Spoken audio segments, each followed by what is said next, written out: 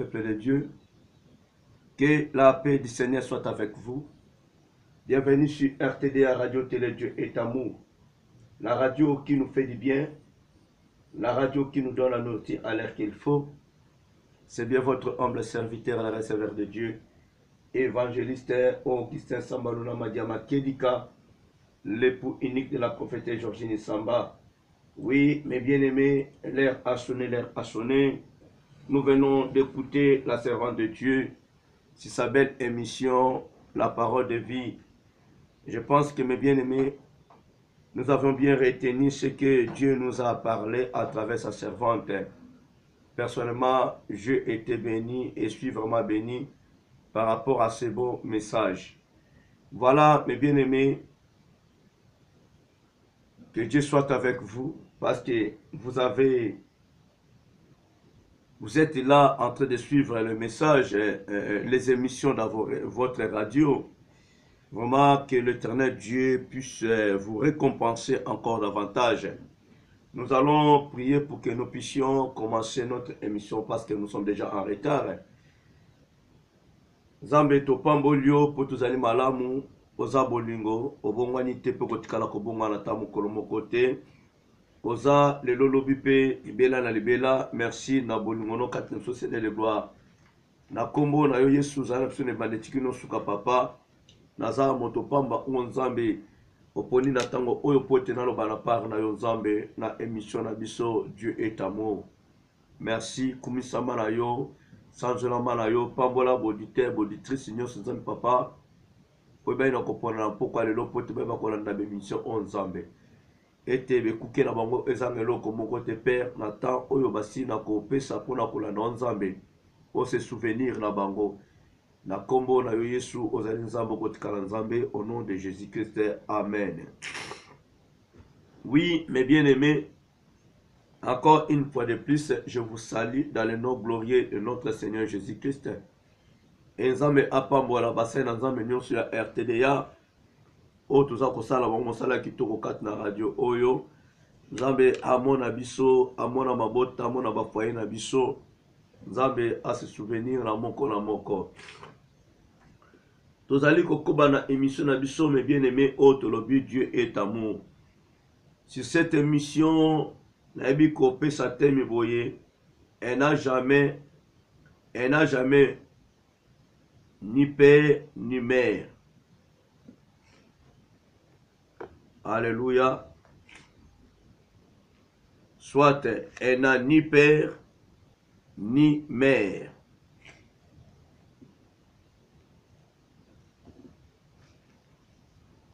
Elle n'a ni père ni mère. Elle n'avait ni père ni mère. Elle n'a ni père ni mère. Donc je parle dans les deux temps. Là, nous allons parler de cette femme Esther.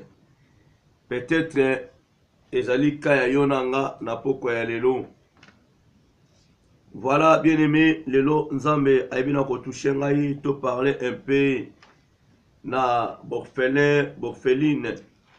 Peut-être ozola na émission oyo ozali papa na mama bazala bango en vie mais obimano orpheline moko. C'est-à-dire il y a des enfants qui sont abandonnés dans leur famille. Qui sont abandonnés dans leur famille. Ba papa ba abandonna bango. Pona nini po kaka oza kosambela Nzambe. Okoma kolanda Yesu pona bango donc soki okena nzela na bango te, tu n'es plus leur enfant. Voilà pourquoi bien aimé baza kobenga yo orpheline. Mais pendant que papa zane en vie, maman aza en vie, mais ba rejeter yo, ba renier yo, pour kaka yo ozo salela Yesu. Bazo memo na ba religion na bango, na banzela na bango, yo lingi na yo te, problème na yo nyonso yango wana. Alors, la parole de Dieu nous fait voir dans le livre d'Esther, au chapitre 2, le verset 1er à 10. Totanga yango bandeko nanga. Zwa Bible na yo. Esther chapitre 2, verset 1er à 10. Makomi elobi na biso boye. Après ces choses, lorsque la colère du roi Assyrus se fit calmer, il passa à Vachi, à ce qu'elle avait fait, et à la décision qui avait été prise à son sujet. Alors ceux qui servaient le roi dirent qu'on cherche pour le roi de jeunes filles vierges et belles de figure, que le roi établisse dans toutes les provinces de son royaume des commissaires chargés de rassembler toutes les jeunes filles vierges et belles de figure. Assuse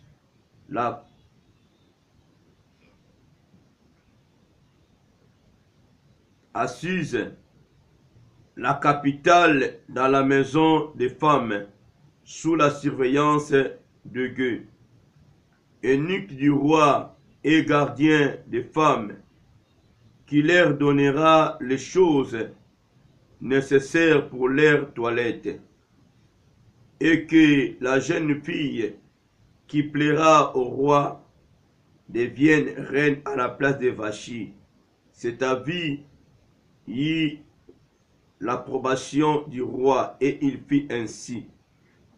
Il y avait dans Suse, la capitale, un juif nommé Mardoché, fils de Jaïr, fils de Shimei, fils de Kis, homme de Benjamin, qui avait été amené de Jérusalem parmi les captifs, déporté avec Jéconia, roi de Juda, par Nebuchadnezzar, roi de Babylone. Il élevait Adassa, qui est Esther, fille de son oncle, car elle n'avait ni père ni mère.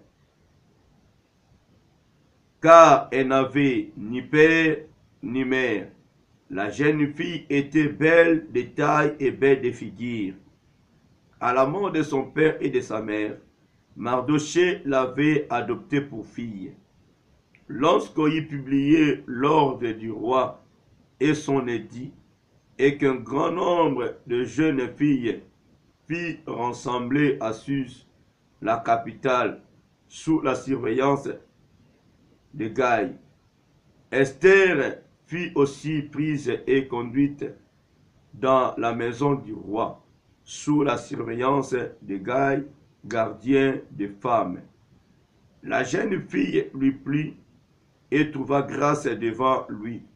Il s'empressa de lui fournir les choses nécessaires pour sa toilette et pour sa subsistance, lui donna cette jeune fille choisie dans la maison du roi, et la plaça avec ses jeunes filles dans le meilleur appartement de la maison des femmes. Esther ne fit connaître ni son peuple, ni sa naissance, car Mardoché lui avait défendu d'en parler. Oui, mes bien-aimés, là, nous avions vu comment Mardoché s'est retrouvé na kati ya mboka wana na Babylone, ainsi que na tokoloba mwana na ye paske adoptaki ye oyo ezalaki Esther. Bible elobi na biso, le roi ayebaki ko répudie femme na ye na su ya kuite ya masanga, ezalaki vraiment la propre volonté na ye te, mais vu que masanga ezalaki na ye, comme il était mal entouré, alors bayebaki kopesa ye conseil ayeba ko répudie mwasi na ye, parce que mwasi ezalaki désobéissance liboso ya mobali na ye. Elle n'a pas voulu répondre à l'appel de son mari. Voilà pourquoi, Molimbisi,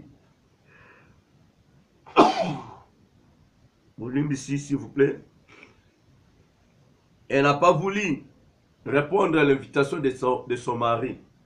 Alors, vu que l'homme en question était mal entouré, conseil au bapesa qui est singale kaka, aye bako répidie moi si. Tamu kuite sila qui est, aye bi kota la ndenge nini. Oh, moi si azate. Et a regretté ki mingi. La décision oya zwaki. A regretté la décision à la bien-aimée. Parce que à ça là qu'on a fait à kuite.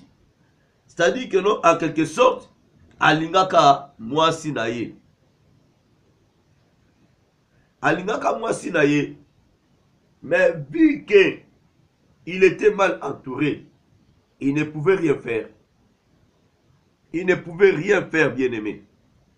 Alors, ma petit conseil Moussoussou, baluka ba jeune fille.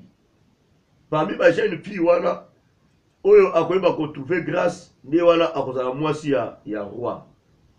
Asepela ki na ye père. Pour moi, si de ça kendaki, elle était révoquée, elle était répudiée.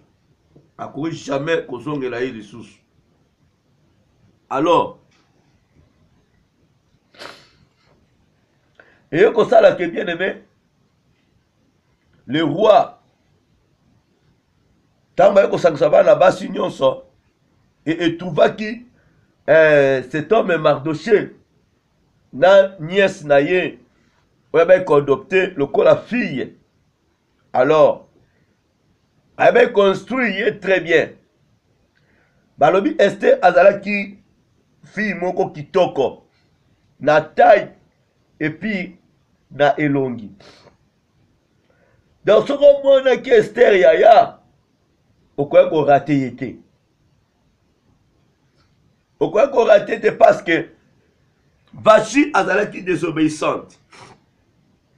Mais Esther, elle était obéissante vis-à-vis de son oncle Mardoché. Alors, elle ne pouvait jamais rater cette occasion. Elle a été favori, bien-aimée, parce que depuis dans leur maison, elle obéissait à son oncle Mardoché, à son papa Mardoché. Voilà pourquoi, mes bien-aimés, il est vraiment conseillé pour nous tous. Si nous voulons que, bien-aimés, tout va construire grâce à son ensemble, c'est très important pour nous d'être obéissants, obéissantes. Tout le monde a même père Saül, il a été rejeté parce qu'il a été désobéissant devant l'éternel Dieu. Nous devons savoir que nos Nzambe, dans la posa, il y a obéissance, qu'il y a sacrifice. Dans la posa, tu peux te sacrifier, mais ce qu'on a obéissant dans Nzambe, c'est zéro. Tu peux te présenter jour et nuit du 1er au 30 à l'église. Tu peux invoquer, prier l'éternel Dieu, jeûner même bien-aimé. Mais si tu n'es pas obéissant, obéissante à l'éternel Dieu, c'est en vain, mes bien-aimés. Et c'est nous allons obéissant. Mes bien-aimés, ndeko moi soyo azalaki orpheline, il y a papa et puis il y a maman. Mais vie de banane comme on a été, pourquoi c'est parce que Mardoché azalaki wana, amzwaki ma mwana. Il s'occupait d'Esther. Il s'occupait vraiment d'Esther. Le long de Konangaï, Borphelin, Baza ko souffrir parce que papa, maman, zate, vide vraiment et mon anaka. Parce que au tigane, ne sait pas un noko et pas papa, qui pas maman, pour maman, qui a cause ça la différence entre yo, nabana na biologique. Et puis, vide mon anaka, pourquoi? C'est parce que bien aimé, Tomipe saka vraiment te et pas à Yesu. Ok, nous oublions que bien aimé, la parole nous dit, dans mon canal, Proverbe, Psaume chapitre 68, le verset 5, la Bible dit, le père des orphelins, le défenseur des veuves, c'est Dieu dans sa demeure. Donc bien aimé, si tu commis une étape wana, même une déconanga, yomutu obabwaka, peut-être une prophétie du mec non, aux anandoki, papa na maman basundoli yo. Oui, il y a des parents, mais bien aimés, babwa kabane. Babi ke kendo sa sumo na bisote. Taba wanga niyo. Ok, ne papa, non, toi parents na to pour andoki. Donc tu es devenu orphelin forcé. Orpheline forcée. Mais laissez-moi te dire, ceux qui ont mis c'est pas en Zambé. Nzambe yesu oyo asala papa na mama na yo oyo asali mpe yo vide kozala te bien akoprendre soin na yo plus que papa biologique, plus que maman biologique. Mais aujourd'hui vide ezomona c'est parce que toza komi pesa te epai ya Nzambe yanga tozomona vide ezozala moto alelaka kaka asufraka kaka solution ezozwama te na vie na ye. Oh, que bien aimé, le Dieu d'amour ne peut jamais nous laisser des orphelins. Comme la parole nous dit dans l'évangile selon Jean. Dans l'évangile selon Jean, chapitre 14, verset 18. Je ne vous laisserai pas orphelins. Je viendrai à vous. Il a fallu que akene pona nini molimo monsanto aya kokusunga biso. Bien aimé, un orphelin, une orpheline qui a le Saint-Esprit, pas à combler la vie de papa et mokili, pas à combler la vie de maman mokili. Bien aimé, n'a si souci et kendeke. Souci et kendeke. Na limite ndeko na ngai. Lelo papa ke maman koufi. Oui, na un mois, une année, au comment la vie douana. Mais le kolobananga était que bien aimé 20 ans. Ozaka na souffrance wana, ozaka na souci wana. Te. Ata okanisi nazaki na maman na papa. Mais mutu soko vani na souci pendant 20 ans, même 10 ans, bien aimé, okende. Estomé kozwayo, okende. Voilà pourquoi le Saint-Esprit est bien disposé, il y a pour consoler eska et au vie des années. Alors si tu te laisses consoler par le Saint-Esprit, na place malade Seigneur koya et koyate. Dieu d'amour a se manifesté dans moyen Saint-Esprit pour accomplir vide wana.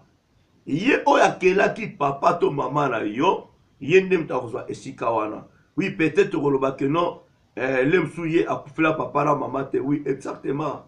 Les parents sont encore en vie, na volonté en Zambé. Na yebi douleur. Parce que oko koufla cousin, oko koufla noko, oko koufla papa le papa kuluto. Et ça la capacité. Na yebi que bien aimé, même ami a pas mais ça la capacité. Je sais encore, je reconnais encore, j'avais perdu mon ami intime. Vraiment, nazala kanga ite. Nazala kanga te. Pas soigner le mois no quitter. Alors, ami, nabika ka ami. Pas même baba proche na ba famille na ngai. Na lobika ka ami intime. Que son âme repose en paix pour frère Jean. Bien aimé. Sikoyo muto akufeli papa na mama. Douleur wana ezalaka ndenge nini. Soki nga na ami na supportate. Na vana na pasi tamula ye. Parce que azalaka garde malade na ye. Sikoyo yo kufeli papa na mama. Nayebi ke pasi ezalaka. Mais nangina to edane. Na mission na biso tozo beza Dieu d'amour. Na mokana Jean a bien ça ko tirer so bo orphelin. Ayebi koti na molimo mo centre pour ya combler vide wana. Bien aimé, Esther orpheline, il y a papa et puis il y a maman. Mardoché azalaki wana. Oui, Mardoché n'était pas son papa biologique, mais il comblait quand même vide wana. Oh ya papa parce que abane ko orienté très bien. Oyebi ki ndeko na ngana pese loko moko oyo eza très important oyo ko fungula o lisusu. Oyebi ke Esther na maboka papa na mama ni azwaka libala te apambola makate. Mais ayeko zwa libala ayeko pambolama na maboko ya cousin na ye oyo akomaki papa na ye adoptaki ye. Ezate ko mwana tata mo sibiso ko batata te wana kuna linga ngo te. Mais adopté comme sa fille. A partagé ma fardeau wana. C'est-à-dire Esther, na maboka ba parents na ye, ya landa conscient très bien. Et ça et maté mais là non très bien. Na maboka papa na maman ni azwaka libala te. Azalaka reine te. Mais et pas y a un certain Mardoché. Oyoye azwaki lokola mwana. A Esther ayo kozwa libala. Ayo kobala roi. Malgré il y a eu des combats, mais Mardoché bakino, il faut abattre la roi wana. Bien aimé, examinons-nous maintenant. Parce que Mardoché a yebaki ko fournir des forts na ye. A sali devoir na ye. Lokola papa nyonson. Potende ko mwasi azala toujours kitoko. Azala toujours na taille malam. Azala toujours une éducation à bien. Et ce qui était aussi important, Esther, elle était sensible et obéissante vis-à-vis de son papa Mardoché. Elle obéissait et écoutait attentivement ce que Mardoché lui disait. Vous savez que le secret Mardoché alobakina Esther a dévoilé un mot. Bah il va quitter que non, Esther azalaka vivre comme ça, non. Il a bien saisi, retenu les conseils de son papa Mardoché. Mon frère, ma sœur, notre Dieu est amour. Si nous voulons vivre la gloire de Dieu, nous devons bien aimer être obéissants, obéissantes, d'être sensibles à ses conseils. Il est le seul meilleur conseiller pour nous bien aimer. Et voilà pourquoi il nous a envoyé le Saint-Esprit pour nous consoler, pour nous conseiller. Si nous sommes sensibles à cette voix intérieure bien aimée, laissez-moi vous dire, okomona bonzambe katnayo. Dieu est amour. Le loto baranzamba za bolingote parce que bisonde tolingi et salandengwana. Mais la volonté parfaite yanzambe alingi et totatula, il est Dieu d'amour. Mon frère, ma soeur, ezala bofeli nobele lelo babani maboka papa na bango te, peut-être na maboka ba cousin na bango et pas ba mi et pas ba pasteur pe ba bengana kenen dit pas pasteur. Et si on n'a pas vu l'ibala naye, à sepeli. Ba benga naye pe papa zana envie, maman a envie. Ba bite bino bolia na bino. Oui, moi, ça m'a arrivé déjà. Et dans la famille nangaï, ça m'a arrivé. La petite fille a déconné. Elle a manqué du respect et pas papa naye. Alors papa, avec obenga naye. Alobi ya koliambonga libala te. Alors ça a tombé que bien aimé. Mobali pe amona ni azaki na mobali ne déjà alors vivre dans copain na ye. Alors vivre dans copain na ye. Alors et c'est que non papa bi que non hier a kolia mbongo wana te. Soki akobala kolia mbongo wana te. Bien aimé. Moi j'avais fait par tous les moyens. Obi que papa bi na que non yo olia mbongo ngala ko olia te. Pendant que le papa est vivant, moi je ne peux pas. D'ailleurs je ne peux pas. Je ne peux pas. Papa qui n'a pas dit non, moi je suis papa qui je peux vous faire, mais non, tu n'as pas le droit. Tu n'as pas le droit. Tant que son papa est vivant, toi tu n'as pas le droit. Bien, et avec moi, tiraillement entre moi et son papa Leki. Nabi, ça ne marchera pas. Pourquoi conduire en erreur? Le quoi papa n'a envie, je sais comment le faire. Mais bien aimé, Dieu m'avait guidé. J'essaie de convaincre son papa. À son samoté massima. Et voilà. Ayamba mwana na ye. Ayamba mwana na ye. Et ça aussi conseil moi ça peut pas la biso basali na Nzambe. Je sais que le basali na Nzambe belé manda ko na bango bazala bana batu ba bomba ba bengala bango bazaka bo ba désobéissante mais ba parole bango baza en vie. Mo ça na Nzambe. Et dans le devoir c'est tout ça là tout ba toujours ko bongisa ka isiko za couper. Yo do bana na mwana batnanda ko se pela sala ka zo tikilo mbongo. Mais ses parents souffrent. Akoye batike mouné dans Nzambe. Même si que ma parents va commettre gaffe. Devant na biso ya koye ba ko bongisa e bende oyo egumbami. Ya ko sala effort. Ba papa pe ba se oui Nzambe azali. Oui, Dieu est amour. Ba liya pe oyo mwana bango asali. Mais il y a des hommes de Dieu bien aimés, même pas des hommes de Dieu. Ba balisi mwana batu, ba liya na bango bongo. Ba liya na bango bongo. Et ça, va me souvenir de tata kufa maman kufa. Te ma famille nyokoli bango. A que voilà pas ba ninga mo ba kolia ngo pété. Yé pa ba kolia mbongo na ngai te. Mais bien mais attention. Attention. Nous devons savoir comment agir ou gérer les choses. Tel que moi, je ne peux pas permettre cela. Na kuko viskete, ba gafa ndengwana. Papa kufa, mama kufa. Oui, on va n'a pas n'angai peut-être pour na kuluka kimia exil. Mais le nom mobile a bimé ton papa ngobala. Mais laissez-moi te dire, na cause les devanter pendant que papa no bazana nous batata les qui batata basi bazali. Nous allons faire par tous les moyens que nos réconciliations, c'est ça là pour que kimia kota ok bala bien. On appelle moi si on va na kimia. Voilà bien pour la éviter ma problème. Parce que l'homme va coller le macambo. Et moi la bisabala, yom to lia mon. Ce que les nos premiers ba kilo va kuluka batata na bango. Eh bisoté, boke pas pasteur. Bisoté, boke pas bien aimé. Les lois yo coûte ma pasteur ba lia que l'autre côté. Ba soit quand même veste. Ce qui li bala muté kufi ba kisa so ba pasteur. Eh kasi pasteur na bango. OK pasteur va azala côté bolinga na kate. Azabe place ba pesa ba veste. Yé a béni car mariage. Moussou pa iba yoko béni mariage te. Koto bo kanga libala bili ya zalate. Koto bo lata voile ya zalate. Et moi ngani kaka charge pas pasteur. Vous comprenez? Donc le la malédiction mo ya pas pasteur, mais ça la malédiction te. Ba pardon mo ba pasteur mais bien aimé oh ezanga no ma papo ezanga makolo. Voilà bien aimé. Esther nanzele ya Mardoché azui libala. Eze sengo bien aimé. Esther azui libala. A remplacé Vachi.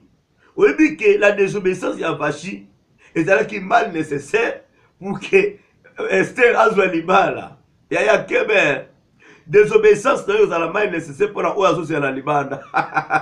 Yaya désobéissance na yo et que la mal est nécessaire et pas oazo sur la nzela pour akota ye prière na ye baboyana incompréhension tourbillon. Ce que désobéit comme benganyo tiki ka kenaye pas na ye ezali mal nécessaire pour ye akota. La désobéissance de Vachi c'était mal nécessaire pour na Esther. Alléluia. Au monde. Et pas Esther zala qui avantage à celui libala. A trouvé grâce libosa bande quoi ba pese ba prendre soin na bango. Et pas un roi a trouvé grâce. Yaya talanzamba bolingo. Oyebi ke ovana na mboka na yo batu bamona yo te.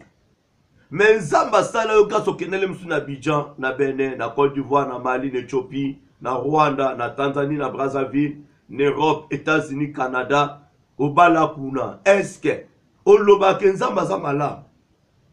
Oloba ke Dieu est amour pour toi. Parce que ce qu'on déplace à tembe pour soi mobile wana terre, mais le soir moi sur wana terre bien aimé. Déplacement bien aimé, il y a peuple israélite, juif, et Namboka wana bien aimé, et là qui mal nécessaire. Oui, il y en a d'autres qui souffraient, mais Mardoché, à Zoa Kibokilo, il y a bien, Esther a comme qui reine bien aimé. Mal nécessaire. Et na kokome Esther ne sikawana. Ils allaient pour un sauvetage à peuple naïe. Même si on soit boudaki, mais là qui mal est nécessaire. Il y a que un homme incirconcis, un homme sanguinaire, mal nécessaire. Esther roi, namboka étranger. Obi que le long de Konanga, tokoloba, ya bali mundele, atiki biso ba noa, ya yo noa repese ni yana na mukanda. Abali mamutema moko.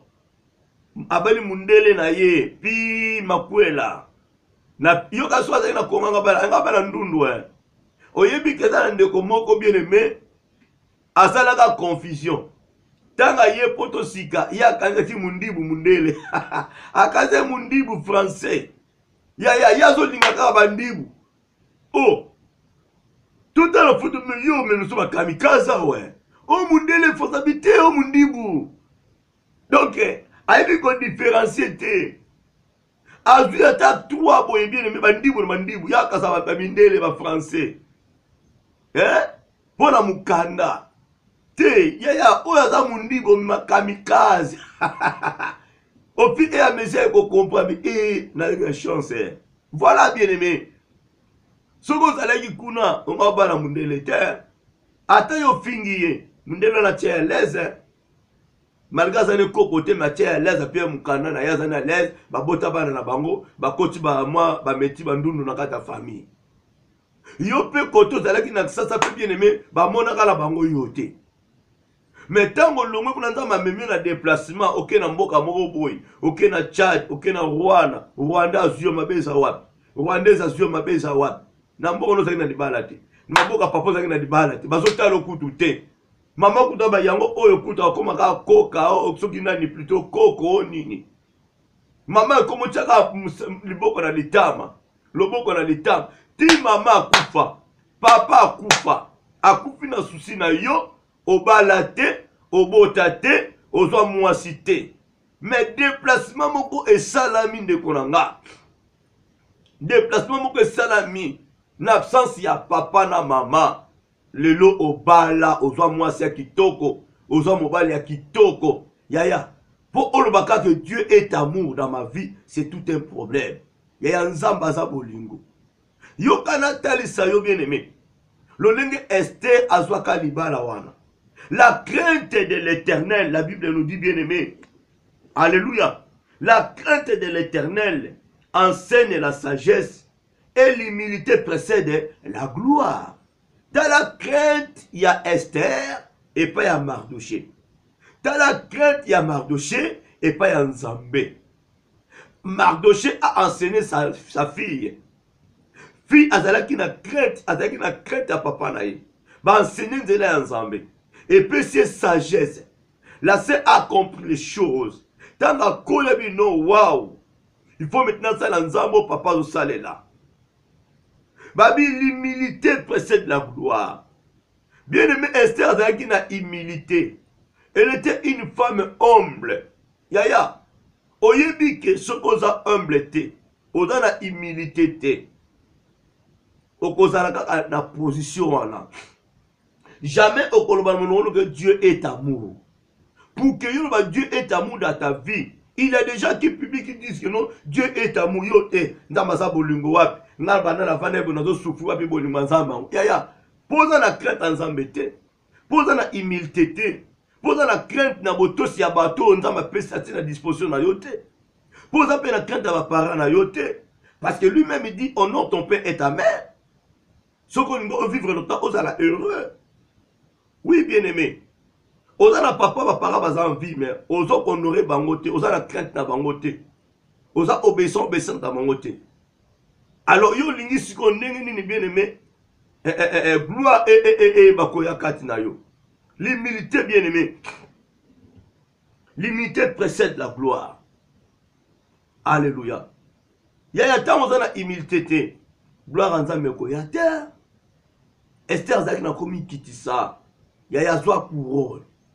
A sauvé le peuple juif. C'était mal nécessaire la désobéissance de Vachi. Mal nécessaire. Il a fallu que non, va répudier, a désobéi pour Esther à Komawana, peuple Nesanini, et ça l'a sauvé. Wana, et ça la Proverbe chapitre 15, verset 33.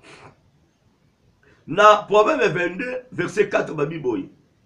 Le fruit de l'humilité, de la gloire de l'Éternel, et ça a trois choses. C'est la richesse, la gloire et la vie. Alléluia. Le fruit de l'humilité, plutôt de la crainte de l'Éternel, c'est la richesse, la gloire et la vie. T'as la fruit à humilité. Voilà pourquoi Dieu dit, Dieu résiste aux orgueilleux, mais fait grâce aux humbles. Si tu es humble, bien-aimé, il y aura trois choses. La partage, richesse, gloire et puis la vie. Nakata gloire za makamwe belé. Nakata richesse za makamwe belé. Na vie makamwe belé. Humilité ya Esther, et même lié richesse, et même lié gloire, et même lié vie. Nana satané que non Esther a kobala roi. Même ça non la robe marenda. Même ça non la taba sous-vêtement ya maman tongela nga. Oya maman na yo kitoki mosi. Bache élastique ya chambre air. Yangoyo, yangoyo, yangoyo, yangoyo. Yangoyo, yangoyo. Ye atombola bwakate. Mais ba maman ba ki ba somi ba tisia nylon na Gambia ba esko ba ni kotonga we belé miti couleur. Mais Esther la reine. Esther la reine. Pour la nini humilité. Humilité. Bien-aimé. Nana Lobanayo, tu peux être orphelin, orpheline. Laisse-moi te dire. Tu peux être rejeté par tes parents. Tes parents sont encore en vie. Laisse-moi te dire. Nzambe aza papa ya ba rejeté. Aza papa orphelin. Papa ya orphelin. Seulement que ne konanga. Ce qui est Dieu est amour. Zalaka na crainte en Nzambe. Zala obéissant, obéissant à l'éternel Dieu. Okotatola. Mingi barate gloire en Nzambe. Pour la nini. Balik même pas qu'obéir. Na direction à bateau. Na bateau nzambe na disposition na bango. Tant nzambe tino na sou makolo ya bateau moko to ya papa moko to ya pasteur moko boy. To ya sœur moko boy azane pasteur te. Pour nzambe sala kana nzela bateau. Mais bien aimé. So yon koyoka conseil ya batu wana te, ya mutu wana te, ya frère sœur wana te, ya ba parents na yo te. Yo kanske yo koma lokola Esther, tende konanga. Oko riske ozwa libala mobali moko to mwasi moko, oyo okomona su ninga kosala te, si je savais. Lokola ezalaka nzela oyo kei moyo bimeza te, soko bimi pe biso pe bato baka no divorce, kobala te zela moko akufa. Bien-aimé, voilà pourquoi c'est nous à la attentive. Il faut yo kaka. On a battu au pénal, mon tout ya très bien. Battu moko très bien. Ba papa moko ba le très bien. To papa no bien sûr ça sévère na yo. Olingité. Papa biso mona ngalo kola mwasi na ye. Pasteur so mona ngalo kola mwasi na ye. Yo pasteur ngala ngapela mwana ote. Eza pona bien na yo. Moko, moi, mon épouse, attire ma boca à parents. Mon épouse, attire ma boca à pasteur. Docteur Captain Mbombe. Le docteur Captain Mbombe était sévère. Na moi, sinanga. Pourquoi alors, il surveillait mon épouse plus que sa première fille. Azal qui sévère na moi sinanga. Même mon épouse a qui otala babo kilo parce que fatel la air. Faut son air oyo. Aboza la kangambu. Aboza la kangambu. Akoki jamais pour accepter un pasteur, un homme de Dieu, azwa tamule na moi sinanga basolo la. Non. Azotel le air, ozonga air ni, au côté air ni. Donc même le mapanza parce que sévère na ye. Ndama pambola ye. Alléluia. Les bienfaits à bossa na angote. Mais là, ma pasteur, beto tikile moi si. Eh. Et ya comme l'inzanda tomate. On a l'ongle qui ndam na namli soso. Na l'ongle tomate ndam na namli ngombe. Na l'ongle ndam na namli ndunda. Eh. Et là, ma pasteur est belete de Koranga. Qui otikeli et moi si. Atale boy bozo tala na boy. Te. Si va béba. Mais pour cet homme-là, le docteur Sénat Captain Mbombe. Bien aimé. Même si sobi okwe ça y est, nzamba okuta na yo. Nzamba okuta parce que 11 ans peine na ye. 11 ans. Voilà bien aimé. Et elle a beaucoup bénéficié. À travers cet homme de Dieu que mon épouse a été consacré par le ministère na ye. C'est-à-dire que bien aimé, il a communiqué à mon épouse. Et il a donné quelque chose à mon épouse par la grâce du Seigneur. Au monde. Et ça, là, je ne pas consacrer mon amour à moi, c'est abimano, non, non. Eh ben, nous autres, mais non, bien aimé. Bien aimé, non. Ce que nous allons orienter, bien aimé, d'abord, nous allons obéissant, obéissante. Nous allons la humilité.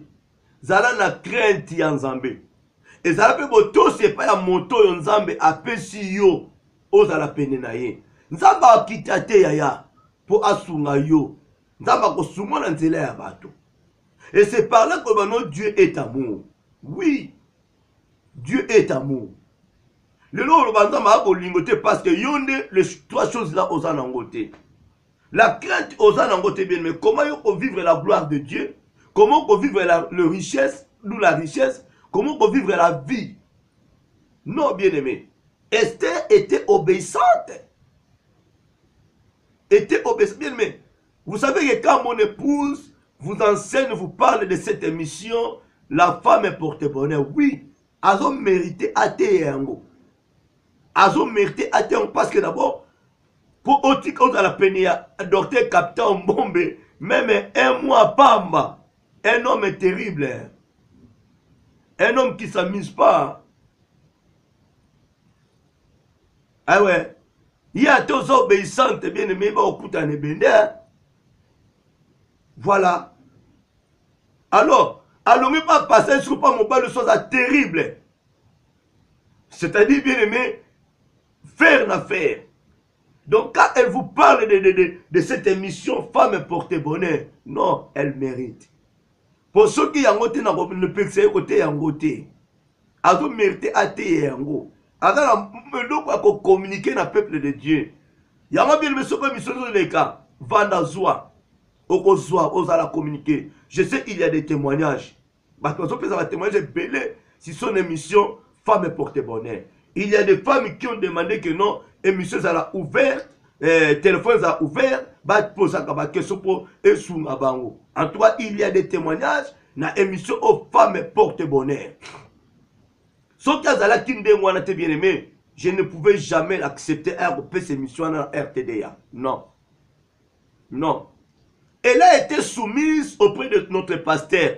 Elle est soumise auprès de son mari. Voilà, bien aimé. Nekonanga, même côté mobile na yo. Nakolobaka ndonga azala mobile azala ndoki. Azala ndoki te. Tu es dans l'obligation d'obéir à ton mari. Tu es obligé d'être soumise à ton mari. Parce que c'est qui choix na yo. Choix na yo. Aucun pasteur, alors nous allons désobéissante. Ou pas mobile non bien aimé. Obi que bien aimé biso tozo on a bino ko bénir sous mariage to encadrer pas si bolinga naki. Bolinga naki boye. Si on ni pasteur alobani. On peut voir Dieu peut révéler quelque chose mais ba ko lobate. Pour le biso ko kubi. O comme le kan zeta baoba. Ozo mobilité. O ko accuser pasteur. Oui, que Jésus a mis dans cette femme. Hein. L'homme que tu as maintenant dans ta maison n'est pas ton mari. Mais Jésus va dire que bon mal libale. Jésus va dire que bon mal libale. C'est à toi maintenant d'apprendre où à laisser. Jésus va dire que habite tika été. Alors que Aza yote. Yo moko siko sa décision na yo. Parce que tu as la liberté na ye. Mon frère ma soeur, ce que nous allons orienter avant même de s'engager dans une fille ou un homme. Il faut oyeba bien. Parce que ceux qui osent monter à ma benne de konanga, à orienter peu ma bé. Au comment la monnaie dans Zambété. Au comment la monnaie dans Zambété. Et Seigneur bien aimé, on a bien orienté, on observe tout très bien, la fille ou l'homme très bien. Et wana, au koyeba, on a bien orienté. On va oui, Dieu est amour. Et pas ya papa et maman observer n'engeni. Nzamba tinjo obota mananzela na bango. Baza ba papa méchant, maman méchante, siobimaki. Mais à ce qui concerne le mari ou la femme, avant que bien aimé kota et sikamoko, il faut l'observation. Obi ke na témoignage ou na famille na ngai. Na famille na ngai. Et ça na maman leki na ngai ba ko balaye, ibolingo moko ya soki ya 2 mois. Andimi ba balaye. C'est ma tante maternelle. Je suis en direct. Ma tante maternelle. Babali a Keguna, famille à moi si à Mobile, les autres se plaignent. Il était pas ni à Zobotate. Bah, comment condamner Mobile, moi si, yo botakate, yo botakate. Oh. Bah, où meli, une année, moi, ça zoyate, je crois qu'il y a 2 ans. Mobile est reçu à l'accident. ma tante a eu l'engagement à supporter, tout ça, tout ça. Mais Soukanango, sa belle famille, a eu décision, Babo Malibala, wana. Ben, comme maltraité tante à son. Et tante, Liba, les salama, vous m'en déconnez, et puis. Hé, yaya. Tant va boyani. Na ba non na minto tante na ngata na mwana. Abota. Mais mobile na boti te sikonali mutazama be. Tant moni tante aboti bazonga, c'est déjà tard. C'est-à-dire il faut observer. Soit tant na yo ya observation, moto yo kovanda na ye or za la conseiller ya vie na yo. Or za la conseillère ya vie na yo. Pour ceux qui a conscience ma bien aimé, jamais okoloba Dieu est amour.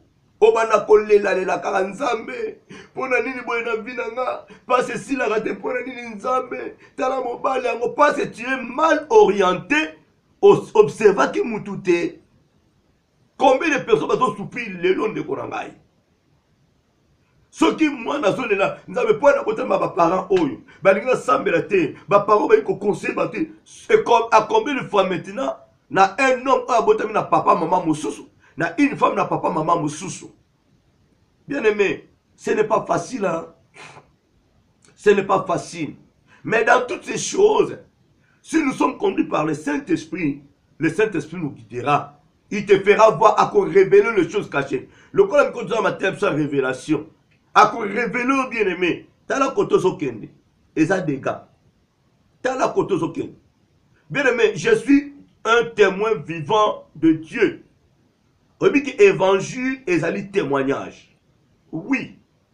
Ce qui nous a permis d'appeler ça un message à non au divorce parce que nous avons l'eau à couper ça et à libérer et pas un peuple de Dieu.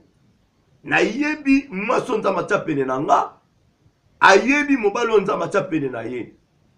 Déjà yem ta témoigner pour na témoigner pour na ye. Moi je pense que moi positif pour je sais ce que Dieu a fait dans ma vie.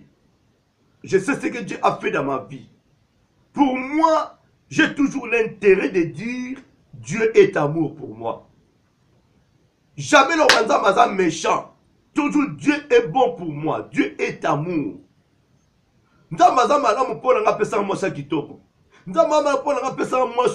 Humilité. Conseiller à malam. Nzambe aza malam pesa moi oyo aza douce. Tu vois donc nana le témoignage à ma casse ne konangai. Voilà bien aimé. Nzambe aza malam parce que heureux na libala nanga. Nzambe aza malam parce que nazo moi surtout ya tamsanga muto na nikabelo. On a lingé loko boy, na lingé loko ya 2000, o pesa nga 5000. Yaya, yozo nyoko la papa. Papa komi ko yibe. Papa a tuka nzambo za bien te. Nzambo po no kutana kana mo. Eza nzamba ba te yo mo ngonde papa za la ki pressé. Mo pela ma okemodo. Moi le besoin de moi so munoko nzambe. Na zula moi so wapi voma nzambe po lo sala ngabo. Est-ce que yo tuna ka nzambe? Okolo ba te que Dieu est amour. Pour appeler ça moi si aza humble, moi si aza douce, ote anzambe vraiment pour na nini boye, moi si munoko toboka, lokola tourner tondi goudron, moi so le balembate, papa, sur papa ce qu'on que nous retombe quelque part. Yaya, obi que ce roi Assyrus a une belle femme. La femme a été bien éduquée. Ce qui n'a pas parlé à soi éducation te. Mais et pas à Mardoché, Esther a été bien éduquée. Écoutez bien aimé, Atalaki sensible, il y a quoi voir un peuple naïe, il y a quoi Luka Elongi Nzambe pour na libota naïe. Voilà pourquoi bien aimé, quand Esther demandait quelque chose auprès de son roi, il lui accordait toujours. À ce même il lui voyait Aman, Baboma Aman bien aimé. T'as la dit qu'à ce niveau yaya. Si tu es obéissante devant ton Dieu, obéissant devant ton Dieu, tout ce que tu demanderas à l'éternel Dieu, à Jésus, en priant, sachez-le que bien aimé, Okokokisama. Alors, bien ma commune, bien aimé. Ça m'a causé, ça m'a causé. Mais ce que nous obéissante, on a la crainte dans la humilité, on a la humilité. Yo l'ingamba yo koponani. nzambe ayoko pona nini bano banda prier nzambe nzambe enga nzambe nzambe ozoyoka te nzambe okufa na yo nzambe nayebi okufa te akoyoka yo te parce que oza obéissante te oza humble te la crainte de Dieu eza te. D'abord pas pasteur nzambe appellation wana pasteur na yo oza impoli et pas pasteur oza impoli otongaka pasteur sikoyo ozokende pa nzambe nzambe yo ozotonga pasteur représentant ya nzambe ambassadeur de Dieu oyo nzambe a établi na église pour conduire yo pour guider yo selon l'aide du Saint-Esprit yo tongaka pasteur ofingaka pasteur même en secret pasteur azoyoka te nzambe azoyoka yo tiko nzambe ngai na ye nzambe pesa nga boye nzambe yesu tala banguna na ngai yoka zozwa ngo va réparer d'abord avec ton pasteur ofingaka nkatimini makaka diaka hey okolembana nzambe babino ndieta mo nzambe abolingo te nzambe améchant nzambe aza na bato na ye ngai nazosenga azopesa ngai te mais bien aimé oyebi même pas pasteur yango pasteur j'ai mal au ventre naza likambo boye prie pour moi yaya yo finga pasteur otongaka ye odiabolisaka ye en secret pasteur amami yo loboko oyebi te ke bible esobake no ntango ozoprie mpo na bayini na yo eza na fardeau makala moto na motu na bango oyebi combien de personnes bazwa malédiction baza na mikumba aye pa pasteur oyo afingaka baprie mpo na ye aza sous surchargé papa na yo surnommé ye ton père biologique ta mère biologique olobaka mabe mpo na ye mamo amelisa yo papa atangisa yo papa asouffri mpo na yo azoya sous papa et bien aimé mais attention la parole de Dieu te frappera obipe d'ailleurs kutu nake na ngai ata kutu ndenge nini nake pas bien aimé ata okimi papa na yo biologique ata okimi mama biologique ofingi que ozongi epai ya nzambe osenga nzambe sans qu'on demander pardon nzambo alobi honore ton père et ta mère yoza ko honorer yete ok pa nzambe pesanga boye toi tu penses que non un jour bah non Dieu est amour o nzamba méchant po nzamba yoka yote nzamba yoka yote pa muto kuta chepene na yo po asunga yo oya boti yo na l'aide ya Saint-Esprit ozoto sa yete toi tu penses que nzamba opesa yo bien aimé Mardoché a fait un bon travail. Esther était obéissante. Esther obéissait à son oncle et obéissait à son mari. Tout ce que Esther demandait à son mari, le roi lui accordait cela. Le roi a fait ça en faveur. La demande à Esther. Bien aimé, vous voyez que Mardoché a un niveau. La crainte de Dieu. Nekonanga osa orphelin, orpheline. Tout ce que je te dirai, même ce que tu as été rejeté, tes parents sont en vie. Tout ce que je te dirai, zala obéissant, obéissante de vos Nzambe. Zala la crainte en Nzambe. Tala ma commune lobina biso. La crainte de l'Éternel enseigne la sagesse. Et l'humilité précède la gloire. Les fruits de l'humilité, de la crainte de l'Éternel, c'est la richesse, la gloire et la vie. Dans Job chapitre 29, verset 12, la Bible dit, « Car j'ai sauvé les pauvres qui imploraient du secours et l'orphelin qui manquait d'appui. » Au moins, aide ensemble et pas auprès des pauvres. O baza kolela epana ye nzambe ba ko secourir bango omoni aide nzambe auprès ya borphelin o bazanga appui nzambe appuya ka bango nzambe aida ka bango. Alors mes bien-aimés, saisissons l'opportunité. Notre Dieu n'est pas méchant, il n'est pas un homme pour nous mentir. Ce que Dieu dit, bien-aimé yebaka et kokisamaka. Parce qu'il est derrière sa parole. Nous avons comme na souka ya émission na ngai. Émission na biso Dieu est amour. Bien aimé esengeli ngana yo Totatula nzambe aza bolingo. Mais pour que totatula Dieu est amour, et c'est la biso bino tous na crainte ya nzambe. Tous à la obéissante. Humilité est à la carte na biso. Kosa l'assemblée te ya orpheline moko soki komi ndenge nini soso anokili mvula bapesa yo nsima nango obongisi makofi te. Borphelin ndenge wana nzambe asokipaka na bango te, aprenaka swe na bango te. Voilà mes bien-aimés ce que l'Éternel Dieu a préparé pour nous ce soir. Yakoyeba ko partager ngai na bino. Moto azama yele azo apprécier conseil oyo. Oza na posa nzambe amemo na ba dimension mususu. Oza na posa nzambe apambola yo. Oza na posa nzambe asala boye na vie na yo. Bien-aimé, zala na crainte en nzambe. Zala obéissante. Zala humble. Tu as compris que non, Nanzela mutu oyo nga na kopambolama. Tu as compris que non, moto oyo ndenza matepene na nga. Na komona bien. Tu as compris que non, auprès de cet homme de Dieu, cette femme de Dieu, que ngai, vie chrétienne, nga vie continue, nous allons bien. Yaya. Ata homme de Dieu, on a dire, à difficile. Ata papa, bien sûr, papa, on a difficile. Humilité. Humilité, s'il vous plaît. Il faut humilité, il faut la crainte, il faut la sagesse, bien-aimé. Il faut avoir la sagesse. Il faut dans la beauté aussi, comment dirais-je, l'obéissance. Supporter.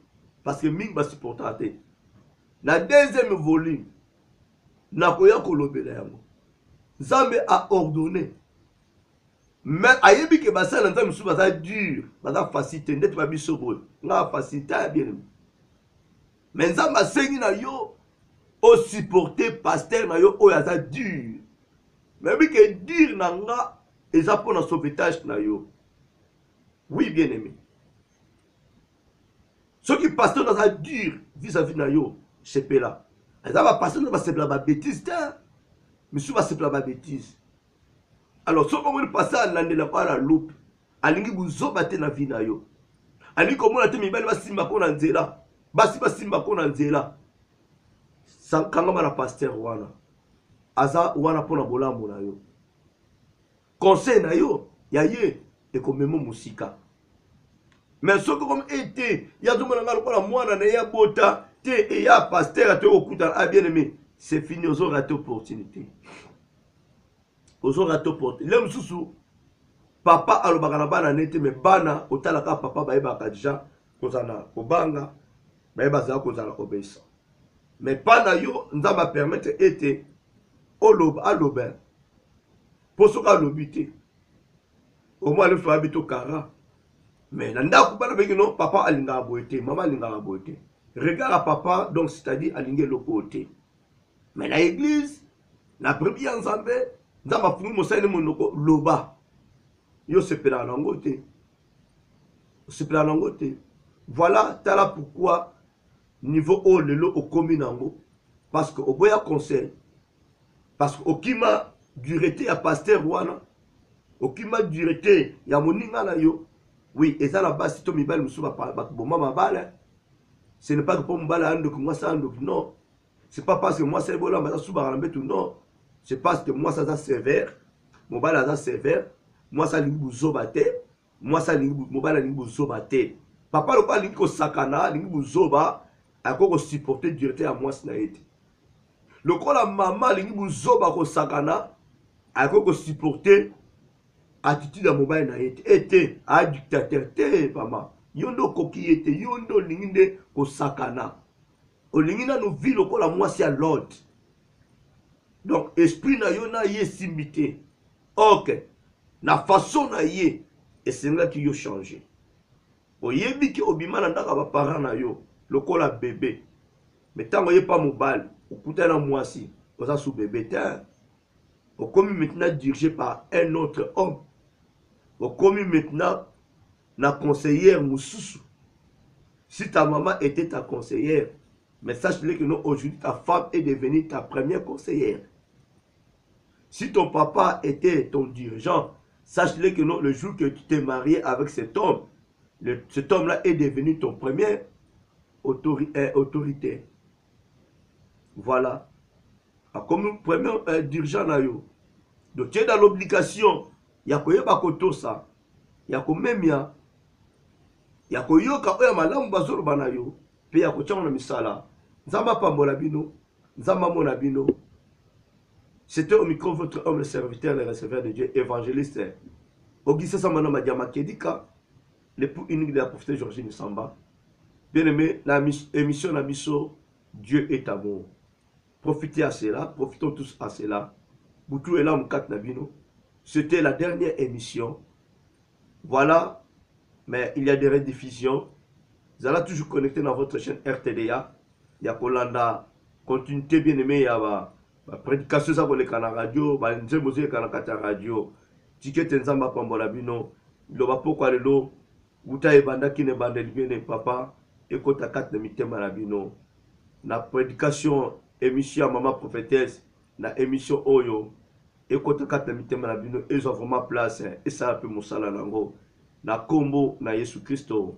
Nzamba batela bino, butu elam kat na bino, la protection divine bien na kombo na Yesu, la visitation de Dieu na kombo na Yesu, bana bino batelama, ma bana bino batelama dans le nom puissant de Jésus-Christ, ainsi nous prions. Amen. Amen, amen, amen. Nzamba pambola bino, nzambe amona bino, nzambe azwa lokumu. Vraiment to commis par la grâce de Dieu, sur Dieu levé, à 6 h du matin, c'est notre émission. Mon Dieu, pourquoi m'as-tu abandonné? Écrit en Jésus-Christ.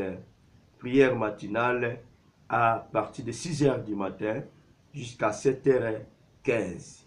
Vraiment, je vous dis merci, bye et à très bientôt.